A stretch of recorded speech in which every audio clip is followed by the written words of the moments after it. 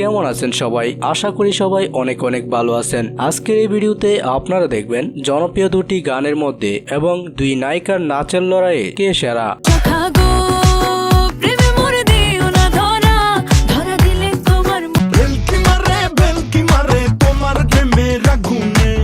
গত বছর 2024-এ ঈদকে সামনে রেখে মুক্তি পেয়েছিল লাগে উড়াধুরা গানটি। তুমি কোন শহরের মাইয়া গো লাগে উড়াধুরা, তুমি কোন শহরের মাইয়া। আর এই বছর 2024-এ ঈদকে সামনে রেখে মুক্তি পেল চাঁদ মামা গানটি। দেখি নানি গান শুনে হেডফোনে। তাই চলুন দেখে আসি কোন গানটিকে নিয়ে দর্শকের কেমন রিয়াকশন কিংবা কোনটার গ্রহণযোগ্যতা সবচেয়ে বেশি।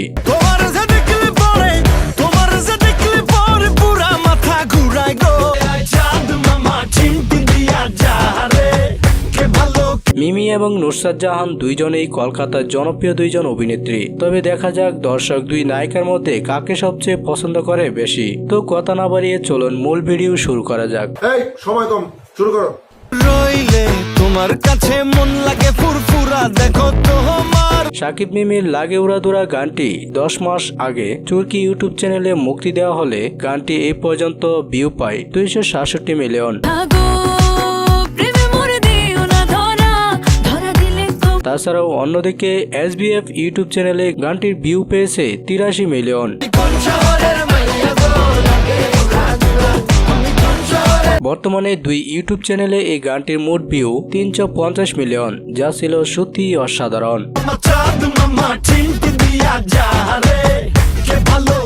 অন্যদিকে চাঁদ মামা গানটি মুক্তি পেয়েছে শাকিব খানের জন্মদিনের সময় অর্থাৎ 28 মার্চ।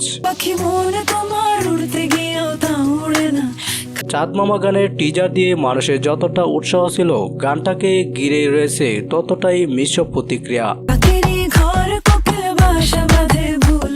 অনেকের কাছে এই গানটি অনেক ভালো লাগলেও আবার অনেকের কাছে মনে হয়েছে গানের লিরিকগুলো যদি আরো সহজ করা হতো তাহলে ঠিক অডিয়েন্সের কাছে পৌঁছে যেত গানটি। কারণ গানের ভাষা যত সহজ সরল, সেই গান দর্শক গ্রহণ করে তত বেশি। তবে যাই হোক, গানটা যে সিনেমা হলে ঈদের উপহার দিবে সেটাই বোঝা যায়। সেই সঙ্গে 100 মিলিয়ন ভিউ পার করবে তবু সম্ভাবনা রয়েছে গানটি। কিন্তু দর্শক হিসাবে আমার কেন জানি চাঁদ মামা গান থেকেও লাগে উড়াধুরা গানটি বেশি ভালো লাগে। তুমি কোন শহরের মাইয়া গো।